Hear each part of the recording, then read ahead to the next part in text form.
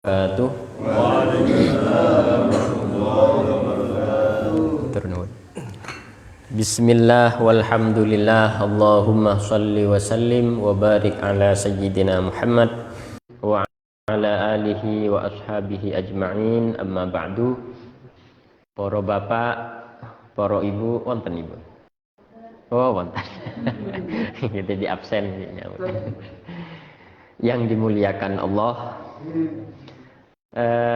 Tema malam hari ini akan membahas, karena memang berawal dari pertanyaan, bagaimana sikap kita sebagai orang mukmin atau muslim itu jika menghadapi masalah atau kenyataan yang tidak sesuai harapan. Kenapa ini penting kita tahu jawabannya? Ngoten ibu, hukum alam, hukum kehidupan itu kan punya hukumnya sendiri. Matahari terbit itu kan ya punya hukumnya sendiri. Kalau mau jam 5 wis terbit, kalau jam 12 wis di tengah, jam 5 jam 6 wis terbenam. Itu hukum alam. Jadi matahari itu tidak akan menyesuaikan selera kita masing-masing. Kulo sakniki kate gawe nyunat ya Allah, mbok ya boten udan, ya gak mungkin itu. Hukum alam sudah berjalan sesuai kehendaknya masing-masing. Termasuk kehidupan itu punya hukumnya sendiri. Maksudnya begini, kehidupan dan hukum alam itu tidak akan berjalan sesuai keinginan kita masing-masing. Jadi sebenarnya lumrah kalau kita menghadapi kenyataan hidup yang tidak sesuai harapan. Kalau orang desa itu sakjane kate nyemur gabah. Lah kok udan, lah pengennya kan itu apa, panas terus ya. Kulo nyuci, ibu-ibu nyuci wis gak nyuci itu wis seminggu rong minggu, sekali nyuci langsung kena udan, lah apek nih. Itu kan gak sesuai harapan kan. Harapannya selalu panas, harapannya selalu, ya begitulah kehidupan.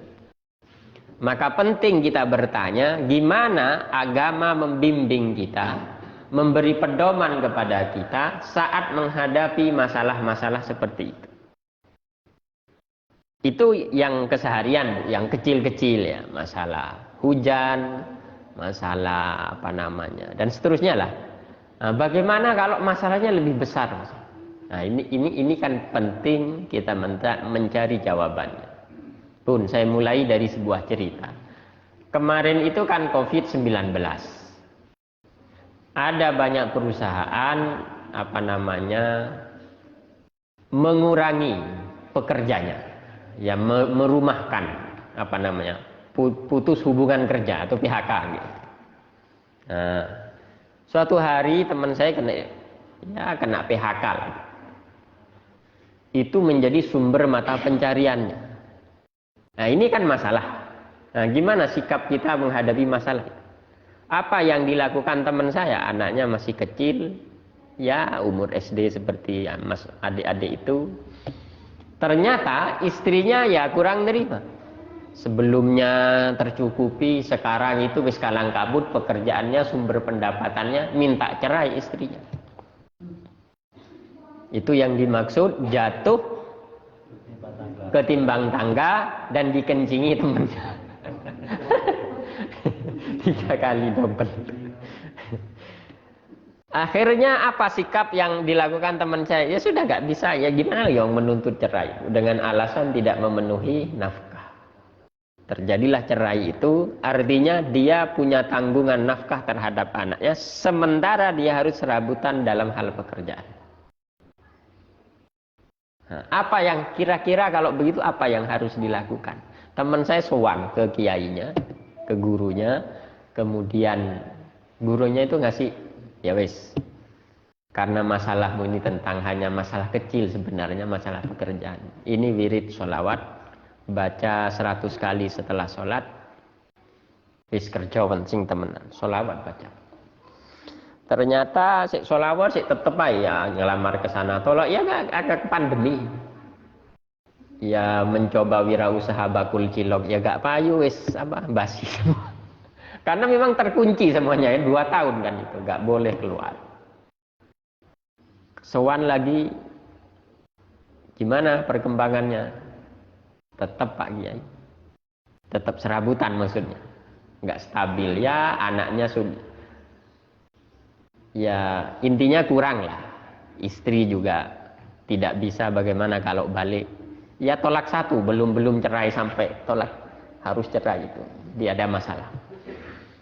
Teruskan sholawatmu. Dan jangan berhenti untuk terus baca sholawat dan berusaha keras.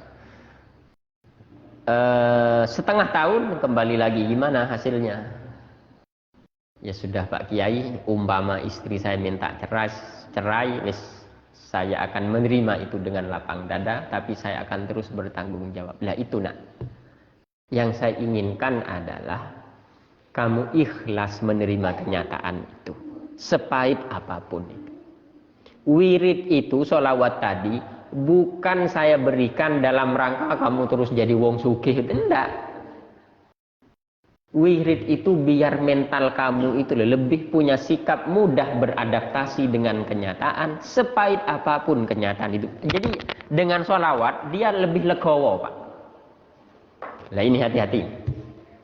Jadi kan kadang kita mempraktekkan wirid pengen sugih. Terus kalau gak sugih-sugih protes nang Allah loh.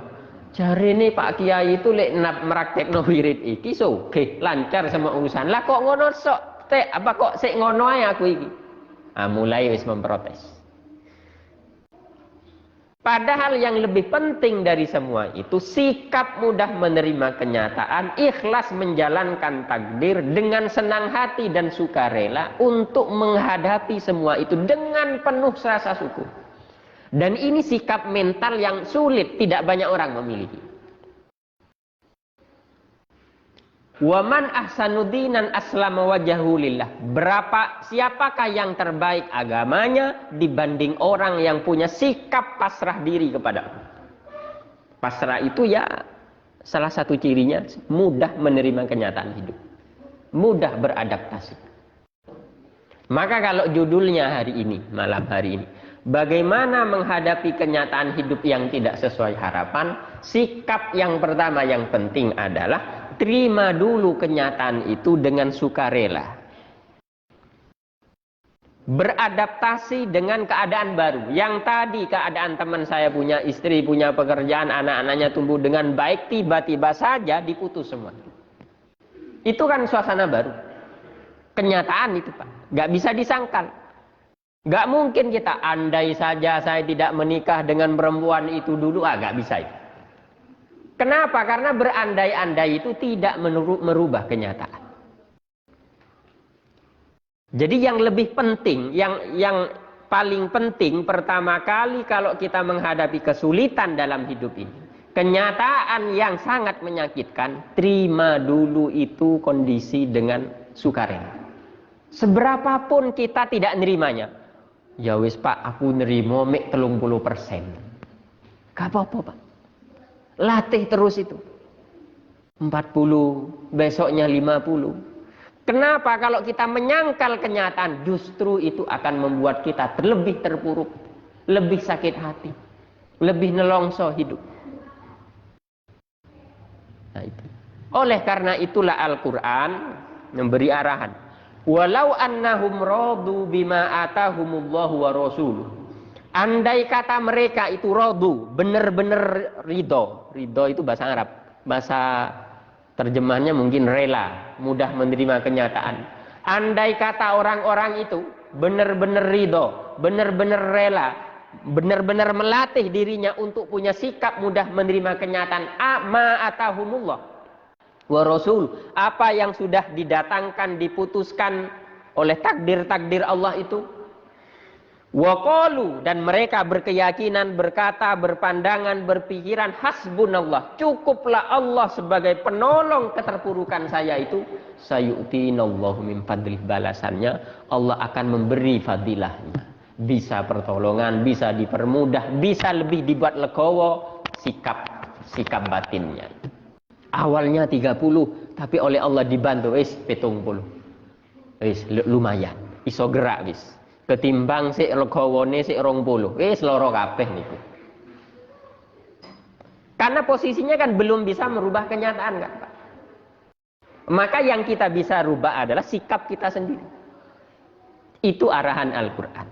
Jadi kalau pertanyaannya, bagaimana cara menghadapi kenyataan hidup yang tidak sesuai harapan? Pertama, latih diri kita untuk dengan sukarela menerima itu. Ya sulit memang. Wong sakit hati kok Pak. Awali nrimo bojone saiki wis digugat cerai. Awane enak-enak ae saiki wis gak ketemu anak. Wis nelongso. Akhirnya ya itu yang sikap paling penting. Sehingga dalam Islam ada namanya rukun iman.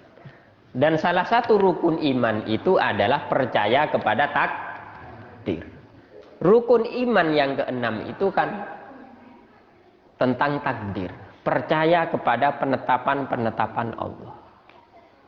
Maka dalam Al-Quran, ma asaba min musibatin fil ardi wala fi anfusikum illa fi kitabim min qabl.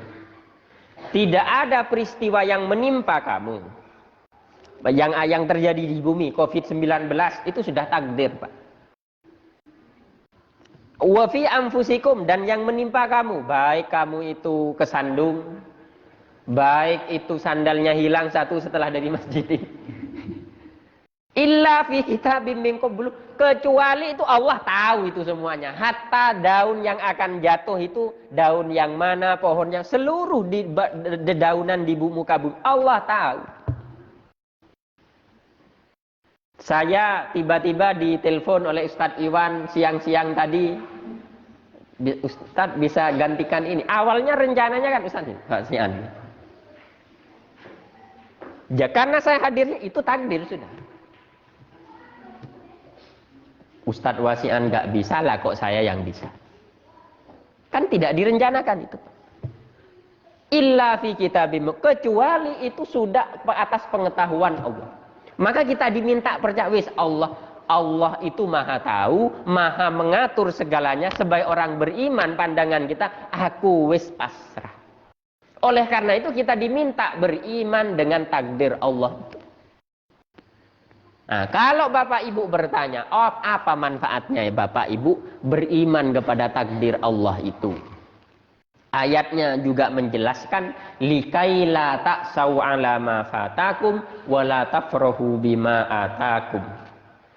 Agar, jadi kamu diminta percaya kepada kekuasaan Allah, kepada pengetahuan Allah dalam mengatur kehidupan ini, hatta kuningnya daun juga jatuh-jatuhnya itu, kecuali likaila ta'sau. Tujuannya itu Pak, agar kamu kalau gagal menghadapi kesulitan tidak terlalu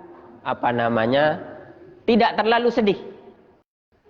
Likaila ta'sau 'ala ma fatakum, tidak terlalu sedih, wala tafrahu bima atakum, dan kalau dapat keberhasilan, kesuksesan, nikmat, tidak lupa daratan. Ngerti betul bahwa nikmat ini atas rahmat Allah. Oleh karena itulah di undang-undang kita ini, nah ini masalah negara. Undang-undang dasar kemerdekaan itu atas berkat rahmat. Itu sudah benar Pak. Yang buat undang itu ngerti betul bagaimana mekanisme takdir itu mengatur kehidupan kita. Sehingga apapun orang beriman itu atas berkat rahmat Allah. Saya datang ke sini, misalkan Ustadz Wasian belum bisa, saya datang ke sini, saya rencananya ya mau sudah ngeluarkan sepeda lah, kok tiba-tiba hujan, akhirnya ya pakai mobil, terus begitu. Terus umpama saya kok udan, ya Allah, aku lah jemek kabeh, kula nelongso ngersu loh, ya nggak bisa. Kenapa? Hujan itu tidak berjalan sesuai harapan. Harapan saya terang tadi. Jadi santai saja sepedaan ke sini kan dekat. Itu kan sekedar harapan. Cuma karena faktanya hujan. Nah itulah kehidupannya begitu. Jadi kalau Bapak Ibu tanya, apa fungsi, kenapa kita diminta beriman kepada takdir, qada dan qadar itu? Qada itu pengetahuan Allah, biasanya begitu didefinisikan oleh ulama. Qadar itu kalau sudah terwujud.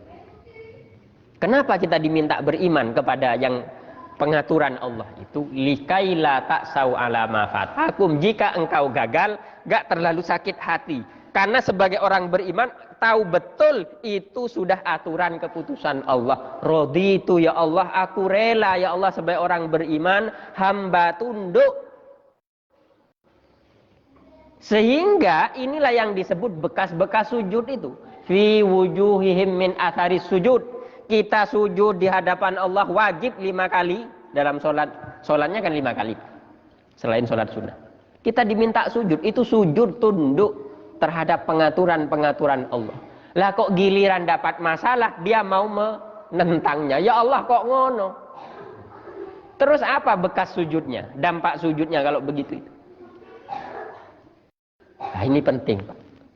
Melatih diri kita untuk punya sikap mudah menerima kenyataan. Kita diminta beriman kepada takdir Allah. Kenapa kita diminta beriman? Biar kalau kecewa tidak terlalu larut dalam kekecewaan. Kalau sukses tidak lupa daratan. Apa artinya? Dia tahu betul kesuksesan saya hari ini murni atas rahmat Allah. Karena atas rahmat Allah dia mudah membagikan nikmatnya. Jadi ngomong alhamdulillah. Jadi dia mudah. Oh, awakmu kok tambah sukses ya, sehat, aneh, alhamdulillah. Mudah dia. Tapi kalau omongannya, weh, lega karena aku le, iku wis tak lega nurut aku wis. Pokoknya akunya dengan Allah itu banyak akunya ngomongnya itu. Nah itu hati-hati itu. Penyakit jiwa, penyakit mental.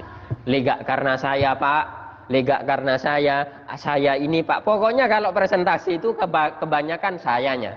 Saya, aku, saya. Terus Allahnya di mana? Ah, ini kadang kita tidak sadar. Penting kita untuk menoto hati. Ini ilmu jiwa. Ilmu hidup. Sikap mudah menerima kenyataan itu penting dimiliki oleh siapapun. Kenapa? Sekali lagi kehidupan tidak berjalan sesuai selera kita. Pengennya kalau sudah terbit matahari, sholat subuh, bangun tidur, sing pengen ngopi ya ngopi, bik gedang goreng ya wis leyeh-leyeh. Lah kok datakno di bik bojone kerja nak. Bik maratuwane dikongkon kerja.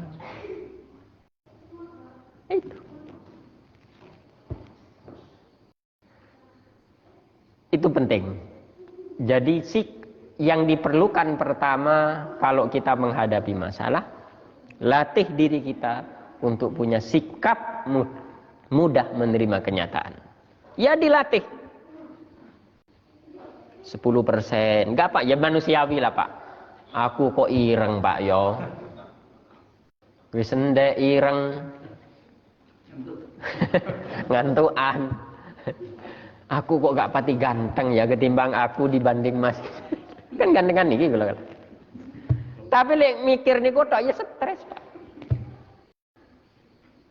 Apalagi sudah mau membanding-bandingkan dengan orang lain, alamat itu tambah nelongso. Pertama yang penting dimiliki sikap mudah menerima kenyataan, ikhlas dan ridho atas takdir Allah. Kenapa kita diminta? Itu kenapa kita diminta beriman kepada takdir Allah. Likaila ta'sau ala ma fatakum wa la tafrahu bima atakum. Jika engkau berhasil, kamu itu ya tahu, sadar betul itu berkat rahmat Allah. Jika kamu kecewa, tidak berlarut-larut dalam kekecewaan. Andai teman saya tadi sudah di PHK tempat kerjanya, perusahaannya, digugat cerai istrinya, dan tadi itu berlarut-larut, ya sudah kecewa Pak, bunuh diri saja sudah. Ya itu akhirnya Pak, berlarut-larut dan dia tidak akan bangkit. Usaha ke sana, akhirnya kemudian dia akhirnya berhasil. Nah itu Pak. Penting punya sikap mudah menerima kenyataan. Di ayat lain Allah Al-Quran juga memberi arahan, wa asa an takrahu syai'a wa huwa khairul lakum Wa asa an tuhibbu syai'a fa huwa syarrul lakum. Bisa jadi kamu menyenangi satu keadaan, satu fakta, tapi sebenarnya itu tidak baik untuk hidup. Tapi bisa jadi juga kamu tidak menyenangi satu keadaan.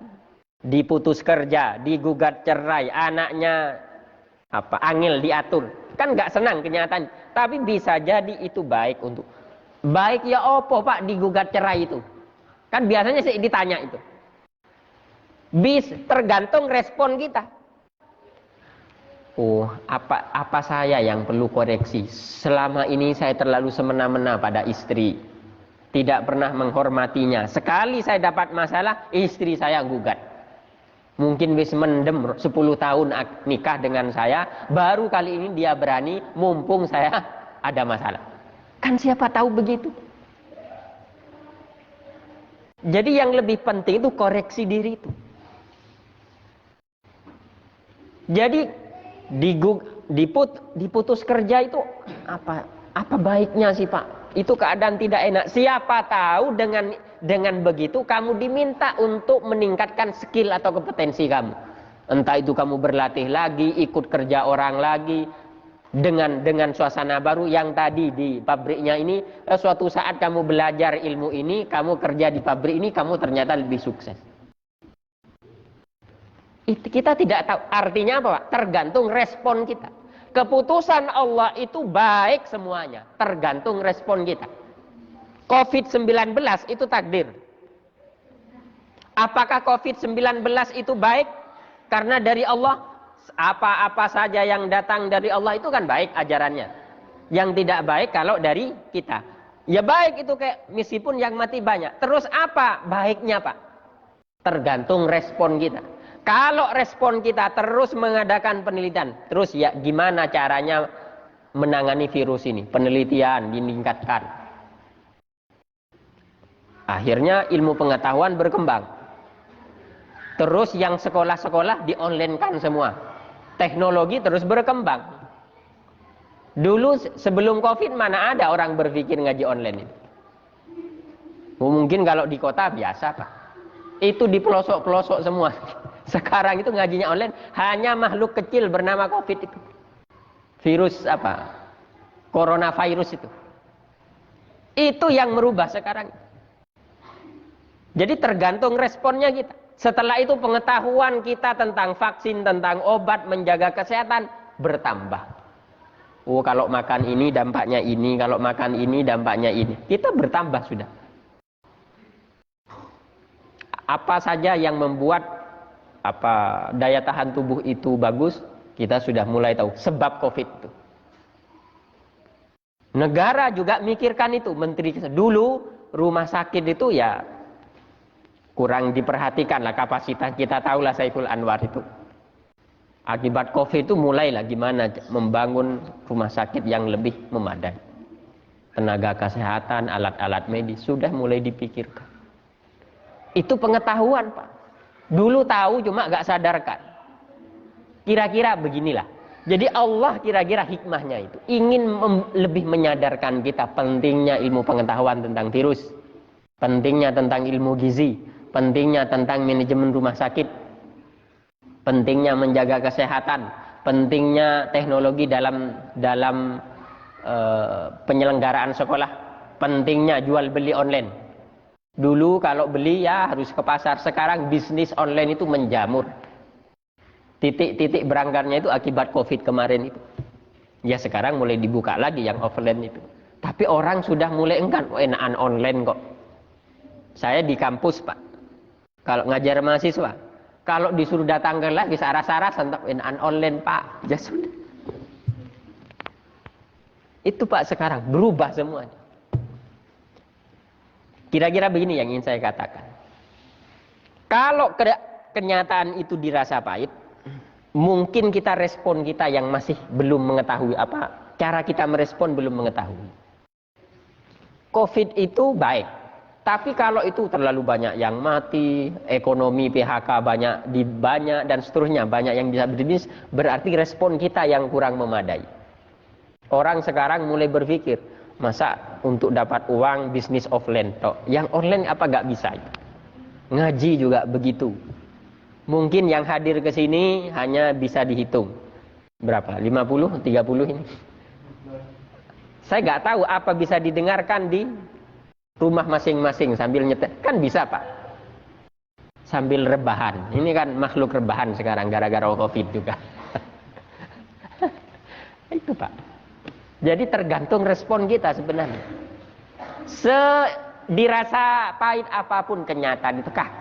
Kalau respon kita baik, insya Allah baik. Sakit Pak, itu kenyataan gak enak. Bolak-balik rumah sakit. Dengan sakit, biasanya doa itu lebih khusyuk. Sholatnya lebih khusyuk. Dengan sakit, silaturahim lebih kental. Karena orang didatangi. Ya, sing sabar. Setelah itu kita juga lebih bisa belajar tentang sabar. Bisa belajar tentang nerimo. Tergantung responnya. Tapi kalau responnya ngersulatok, ya Allah kok ngoten ya Allah. Wis tambah cepat mati nih. Wis fisiknya sakit, respon mentalnya, pikirannya juga sakit. Jadi responnya yang benar gimana Pak? Latih dirinya untuk terus positif. Itu yang disebut husnudzon. Sekali lagi ayatnya, asa antakrohu syai'a wa huwa khairul lakum. Bisa jadi kamu itu tidak senang terhadap satu fakta, kenyataan hidup, tapi sebenarnya baik untukmu. Cuma belum tahu saja baiknya di mana, hikmahnya apa. Wa asa antuhibbu syai'a, bisa jadi juga kamu itu senang terhadap seseorang, kenyataan hidup, tapi sebenarnya tidak baik untuk hidupmu sendiri.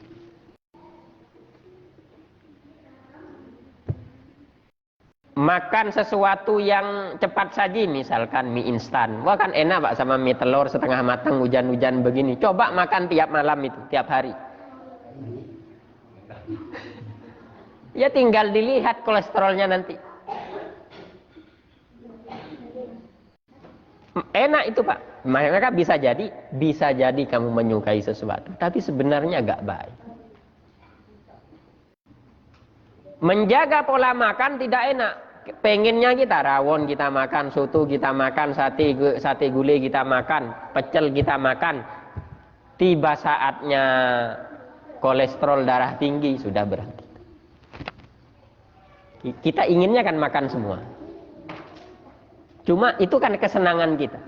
Tapi bisa jadi itu tidak baik. Ada yang harus kita edit. Ada yang harus kita kendalikan. Saya ini kalau pengennya ngopi kalau pagi. Tapi kalau saya ngopi pagi biasanya sariawan. Akhirnya meskipun saya senang di ngopi pagi hari, saya tahan.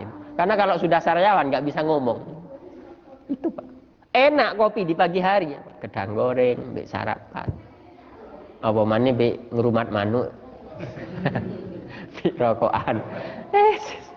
Lek mikir enak ya enak. Asa antuhibbu syai'a, sekali. Bisa jadi kamu menyenangi kopi itu, tapi sebenarnya gak baik. Ya sariawan itu. Monggo sekarang dipikir-pikir hidup kita masing-masing itu. Kadang kita ingin seperti orang lain. Ini kan begitu. Bisa jadi kamu itu menyenangi. Saya ingin sih pekerjaan seperti Mas itu. Andai saya punya pekerjaan seperti itu. Bisa jadi Pak, kamu menyenangi hidup orang lain, pekerjaan dari orang lain. Tapi sebenarnya gak baik untuk kamu. Sebenarnya kalau kamu yang bekerja di bidang itu, kamu akan cepat stres, kamu cepat tua dan cepat mati. Karena ya rumput tetangga akan selalu terlihat lebih hijau, itulah. Anak juga begitu. Oh, anak saya andai seperti anak tetangga itu Pak, ya membanding-bandingkan anak. Karena kita tidak tahu Pak, karena ya itulah hidup itu. Sekali lagi kata Al-Quran mengingatkan, bisa jadi kamu itu menyenangi sesuatu tapi sebenarnya tidak baik untuk hidupmu. Wa asa an tuhibbu syai'a, bisa jadi kamu menyenangi sesuatu tapi sebenarnya itu tidak baik untuk. Itu yang pertama. Cara menghadapi kenyataan yang tidak sesuai harapan, latih diri kita untuk punya sikap ikhlas menjalaninya, sikap mudah menerima kenyataan, mudah menerima kenyataan. Itu yang disebut takdir. Itu yang pertama. Ini masih pertama, ini kata Isa ya. Yang kedua, latih diri kita, apa namanya Pak ya? Doktrin diri kita ini, latih diri kita untuk punya apa namanya? Mindset, pikiran bahwa saya mampu menjalani kesulitan hidup ini. Kenapa? Hidup ini kan penuh dengan berbagai guncangan sudah. Walaupun guncangannya berbeda. Saat kita sedang terguncang, kadang kita lupa bahwa guncangan itu sekeras apapun akan berlalu. Badai pasti berlalu. Teman saya tadi di PHK tempat kerjanya, digugat cerai istrinya, itu guncangan luar biasa sudah Pak. Tapi kan berlalu pada akhirnya. Badai pasti berlalu. Ya sekeras apapun itu. Maka saat itu diperlukan kesadaran yang sangat kuat bahwa kita akan mampu melaluinya. Itu penting. Maka ayat Al-Qur'annya berbunyi, la yukallifullahu nafsan illa wus'aha. Allah tidak akan membebani seseorang kecuali sesuai kapasitasnya, kemampuannya. Jadi doktrin tancapkan ke jiwa kita, saya bisa melaluinya. Seberat apapun. Tetap jaga pikiran, husnudzon. Saya bisa bangkit melalui. Tapi kalau sudah menyerah, ya apa Pak, ya wis gak apa-apa, ya bisa menyerah. Fa inna ma'al usri yusra. Bersama kesulitan ada kemudahan. Setelah tanjakan ada turunan. Itu hukum kehidupan. Ada siang, ada malam, petang. Setelah itu ada malam. Sama 12 jam kan? Ya itulah hidup. Kalau inginnya siang teruslah Pak, atau malam teruslah Pak, mungkin lowo, kelelawar. Ya gak bisa, kehidupan memang ada hukumnya sendiri. Kadang kita senang hidup itu, kadang ya ada kecewanya. Kadang kita nerimo, kadang ya ono protesi. Itu biasa. Cuma penting kita tahu arahnya, bahwa kita bisa melaluinya. Fa inna ma'al sampai diulang 2 kali itu. Fa inna ma'al usri yusra, inna ma'al usri yusra. Diulang 2 kali oleh Allah dalam Al-Qur'an Al-Insyirah itu. Apa maksudnya itu? Maka beberapa ulama menjelaskan diulangnya hal-hal seperti itu karena kemudahan itu pasti datang setelah kesulitan. Fa inna ma'al usri yusra, inna ma'al usri. Diulang ayat itu. Itu menandakan pasti bersama kesulitan ada kemudahan. Tinggal kita berusaha atau enggak. Kita harus yakini. Saiki kok mempet bisnis saya Pak. Yakinkan diri kita, saya bisa keluar dari krisis ini. Kemarin kita krisis, katanya pandemi COVID akan daya beli masyarakat, ya kan krisis ekonomi lah intinya, sulit berjualan dan seterusnya. Tapi kan ada peluang-peluang di antara krisis itu. Peluangnya apa? Bisnis online. Tinggal kita mau berusaha secerdas dan sekuat mungkin. Sekolah sama. Orang kemudian dulu konsepnya, kalau di Kota Malang itu Unibrau, UB itu kan jadi satu Pak. Ini paham ya? Itu membuat pertumbuhan ekonomi, kos-kosan, warung-warung banyak sekitar itu. Kena pandemi 2 tahun, nah arah bisnisnya mulai berubah. Bisnis kos-kosan wis banting setir. Warung banyak yang tutup. Gimana siapa yang mau beli? Nggak ada orang lewat, nggak ada pendatang ke Malang. Sekarang gimana Pak? Apakah sudah normal? Berarti kan kembali. Enggak, orang sudah mulai bercampur antara offline dan online. Kampus-kampus begitu. Itu Teori belajarnya namanya blended learning, bahasa Madura itu. Blended learning. Campur, blend. Jadi kadang offline ketemu online begitu, setelah itu kasih tugas. Terus begitu. Kalau SD ya penting itu offline masih, ketemu dengan guru. Kalau mahasiswa nggak bisa. Mungkin ada ilmu jurusan-jurusan tertentu yang perlu ketemu langsung karena praktek di lab, harus itu. Kalau ngoperasi orang terus cara ngajarinya online nggak mungkin itu. Dokter-dokter itu. Itu kan magic nanti apa? Disentuh, dibedah perutnya bidan-bidan, misalnya mau operasi dokter nggak bisa di online kan itu. Tetap offline. Jadi ada ilmu tapi yang jelas ke depan trennya orang sulit akan pindah dari online. Ya minimal nyampur. Nah, itu kan peluang-peluang. Di balik krisis ada peluang-peluang bisnis. Itu sudah dijelaskan oleh Al-Qur'an. Inna ma'al usri yusra. Sampai diulang inna ma'al usri yusra. Bersama kesulitan ada kemudahan. Bersama kesulitan ada kemudahan. Di balik krisis-krisis ada peluang-peluang. Dulu mungkin orang berkeinginan bisnis wartel. Mungkin generasi saya kan dulu ada wartel ya. Sekarang siapa yang mau buka wartel? Dulu ada bisnis warnet. Kan tahu nggih? Sekarang siapa yang mau buka berani bisnis warnet? Ya, kafe-kafe banyak wifi gratis itu. Kan berubah. Jadi maksud saya begini. Dulu banyak pekerjaan, sekarang ini banyak pekerjaan hilang. Tapi akan muncul jenis-jenis pekerjaan baru.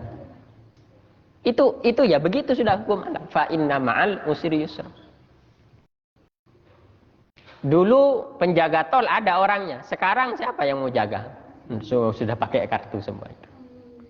Jadi itu kan menggeser pekerjaan.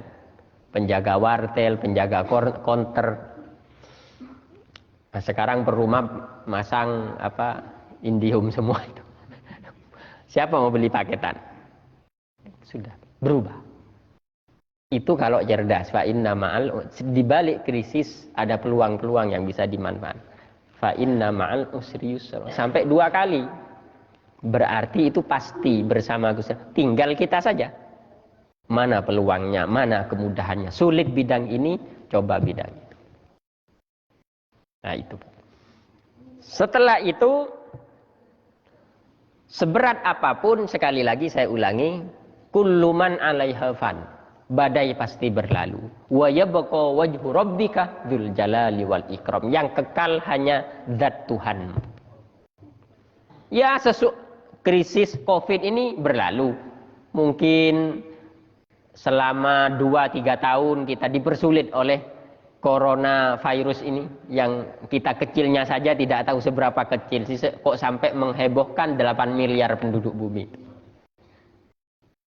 Kan itu kan peristiwa seluruh dunia, Pak. Nah, sampai sekarang ada pertemuan di Bali G20 itu juga membahas itu pasca pandemi, gimana nata kehidupan. Apakah terus maskeran?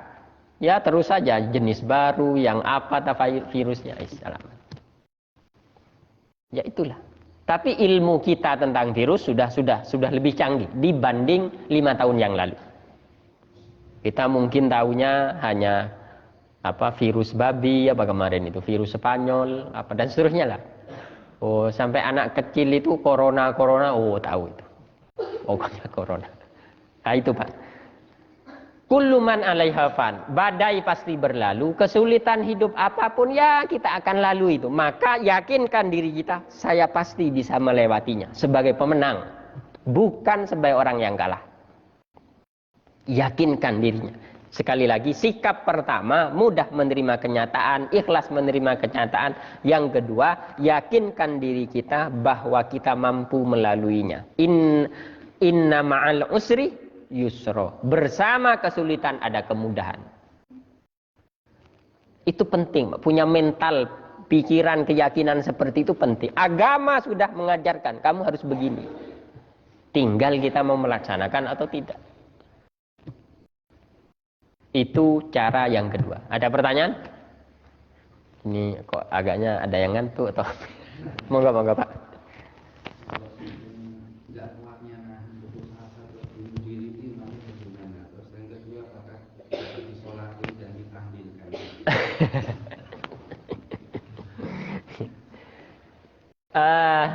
Saya tidak bisa menghakimi, pertanyaan imannya bagaimana tadi? Saya nggak bisa menghakimi, saya tidak tahu ya seberapa berat. Pengajian ini ingin preventif, mencegah itu terjadi. Kalau sudah terjadi, ya husnudzon saja Pak. Kita sebagai yang hidup husnudzon, dia husnul khotimah. Kita juga sama-sama tidak tahu apakah matinya dia lebih baik dibanding hidupnya. Kita sama-sama tidak tahu. Yakini saja matinya dia lebih baik dibanding hidupnya.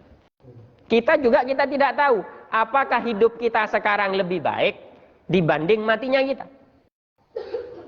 Kita sama-sama tidak tahu Pak. Tapi yang jelas kita yakini saja kalau sekarang kita masih hidup, itulah yang terbaik. Laisal imkan abda'a mimma kan, kata Imam Al-Ghazali. Tidak ada kenyataan yang lebih baik dibanding yang hari ini sudah terjadi. Sekali lagi sikapnya husnudzon saja. Jangan gimana imannya, itu pertanyaan Allah yang tahu jawabannya. Yang kedua, apakah kita mentahlili saja? Ya tentu dia butuh doa. Ya tahlili saja. Wong dia paling butuh kok. Melihat ceritanya tadi ya, keadaannya sulit karena kita tidak tahu seberapa sulit dia menghadapi kesulitan. Ya kita doakan, saken rek, mudah-mudahan dan seterusnya. Itu paling butuh bantuan yang seperti itu dibanding matinya yang normal-normal itu. Oh itu apik, itu baiknya. Ya tetap butuh sih doa yang husnul khotimah itulah Pak akhirnya. Nah itu maksudnya. Yang lain? Jadi kedepankan husnudzon saja. Gimana? Terus? Oh lanjut. Ya sambil tarhim. Pun jadi sekali lagi, bagaimana menghadapi kenyataan yang tidak sesuai harapan? Jawabannya adalah latih diri kita untuk punya sikap mudah menerima kenyataan, ikhlas menjalani takdir-takdir itu. Karena kita sudah mendeklarasikan diri sebagai orang beriman, termasuk iman itu kepada takdir Allah. Likai la ta'sau ala ma fatakum wa la tafrahu bima atakum. Jika berhasil, tidak lupa daratan. Sadar betul bahwa itu rahmat Allah. Ya di samping usaha kita lah maksudnya. Kalau menghadapi masalah keterpurukan, kecewanya tidak berlarut-larut dalam kekecewaan. Dia mudah bangkit. Kenapa? Dia meyakinkan dirinya, inna ma'al usri yusra. Bersama kesulitan ada kemudahan. Badai pasti berlalu. Kullu man 'alaiha fan. Tiap yang ada itu pasti sirna. Wa yabqa wajhu rabbika dzul jalali wal ikram. Yang kekal abadi hanya Allah. Itu jadi keyakinan, iman. Yang ketiga, gimana cara menghadapi masalah? Alihkan fokus berpikir kita itu untuk memecah persoalan. Jadi kalau kita punya masalah, fokus kita hanya pada masalah. Yang timbul apa? Ya kecewa saja. Dan itu tidak merubah keadaan. Andai dulu begitu, habis berandai-andai. Andai-andai itu tidak akan merubah kenyataan. Misalkan ada yang ngurus, aku ini kok rapi bi awakmu to Dek. Andai dulu bi sing iku aku, nggak merubah kenyataan. Apalagi membanding-bandingkan. Jadi apa kalau nggak berandai-andai? Ya sudah, fokus kepada jalan keluarnya apa. Energi kita, pikiran kita fokuskan untuk keluar dari masalah. Jangan fokus kepada rasa sedihnya. Nah, kalau ya fokus kita alihkan untuk berusaha jalan keluarnya, biasanya rasa kecewanya lambat laun akan berkurang. Karena kita tidak berlarut-larut dalam kekecewaan. Maksudnya dialihkan. Gimana caranya itu? Kalau masalahnya tentang ekonomi dan uang, gimana caranya meningkatkan pendapatan? Kalau masalahnya tentang kesehatan, gimana biar cepat sembuh dan sehat? Kalau masalahnya tentang masalah rumah tangga, bagaimana caranya biar terus sakit? Jangan terus kok ngono, ya Allah, kok ngono. Ngersulo. Ngersulo tidak akan merubah keadaan. Kalau bahasa agamanya itu Pak, takdir dibagi dua. Ada takdir mubrom, nggak bisa dirubah. Ada takdir mu'allak. Wes, kalau yang tidak bisa dirubah jangan dipikirkan. Fokuskan pikiran kita kepada sesuatu yang bisa kita kontrol. Itu mu'allak namanya. Kira-kira beginilah. Kalau kita menghadapi masalah, hanya ada dua. Ada masalah yang bisa kita kontrol, ada yang bisa kita tidak bisa kontrol. Yang tidak bisa kita kontrol, tinggalkan. Jangan ojo diperubit hal-hal yang tidak bisa kontrol. Contoh, kita jualan es. Kita tidak tahu harga pasaran es, kita ikut ngatur harga dunia es, nggak bisa itu. Cukup saja kita gimana nikmat ini es, orang beli lagi walaupun hujan. Anti flu es saya umum. Pikirkannya itu. Tapi kalau kita ikut ngontrol harga standar Menteri Keuangan Bu Sri Mulyani, tolong harga es, tolong harga gula dikontrol, nggak bisa kita kontrol. Maksud saya adalah fokus kepada hal-hal yang bisa kita kontrol. Itu bahasa agamanya ada takdir mubrom, ada takdir mu'al, ada takdir yang tidak bisa kita kontrol, ada takdir penetapan kenyataan yang bisa kita rubah. Maka fokuskan pikiran kita untuk merubah yang bisa kita rubah. Ini Pak, nggak buang-buang energi kalau begitu. Nah, itu penting. Sekali lagi, andai-andai bukanlah kenyataan. Itu hanya dunia khayal yang sejenak mungkin akan menghibur kita. Andai, enak ya. Andai saya anaknya Pak Jokowi, andai saya jadi menteri, andai saya jadi inilah, jadi dokter, jadi apapun andai-andai. Sekali lagi tidak akan merubah kenyataan pahit itu andai. Yang kita hadapi, yang mengubah adalah tindakan kita. Jadi ambil tindakan untuk merubah sesuatu yang bisa kita kontrol. Terus yang tidak bisa kita kontrol apa? Itulah fungsinya tawakal. Fa idza azamta fatawakkal 'ala Allah. Jika engkau sudah berusaha terus ada sisa-sisa yang tidak bisa kamu kontrol, ya sudah itu waktunya untuk bertawakal. Nah, kalau begitu kan ringan hidup itu, Pak. Sekali lagi, menerima ing pandum, menerima mudah kenyataan hidup, bukan menyerah pada nasib. Terus nyandar, wis gak berbuat apa-apa, tidak. Saya bisa menghadapinya. Saya lakukan yang bisa saya lakukan. Itu yang disebut fa idza azamta fatawakkal 'ala Allah. Jadi agama tidak pasif tidak mengajarkan kita pasif nerimo ing pangduk wis iki wis takdirmu iku. Wis mungkin loro iku wis takdirmu, terus gak berobat, gak berusaha, ya mati. Iku wis takdirmu sering tukaran mbek bojomu iku. Ya wis gak dirumat itu sakinah, ya terus bisa cerai itu. Gak ada usaha untuk membuat sakit. Nah, maka penting fokus kepada yang bisa kita kontrol. Apa contoh yang tidak bisa kita kontrol? Komentar orang lain. Gitu kan? Kita tidak bisa, kamu harus berpandangan baik ya ke saya, ini tak kasih 10.000, bisa. Ya pokoknya kuat-kuatan. Yang tidak bisa kita kontrol adalah komentar dan pandangan orang lain tentang kita. Tapi yang bisa kita kontrol adalah respon dan reaksi kita. Apakah kita sedih atau biasa-biasa saja mendengarkan komentar orang lain. Kan bisa kita kontrol, Pak. Meskipun kita dikritik, dihujat, apa kamu? Itu biasa. Itu yang kata Gus Dur, gini aja kok repot. Nah, kalau begitu hidup itu kan enak, Pak, ayem tentram. Sekali lagi kalau pertanyaannya, ini misi saya. Kalau kita menghadapi kenyataan yang tidak sesuai harapan, pertama, sikap mudah menerima kenyataan atau ikhlas menjalani takdir. Kedua, yakinkan diri kita bahwa kita bisa. Ketiga, alihkan pikiran kita kepada yang bisa kita kontrol. Terus yang tidak bisa kita kontrol, itu yang disebut tawakal. Ya sudahlah, Allah yang menyelesaikan dan mengerjakannya. Mudah-mudahan bermanfaat. Wassalamualaikum warahmatullahi wabarakatuh.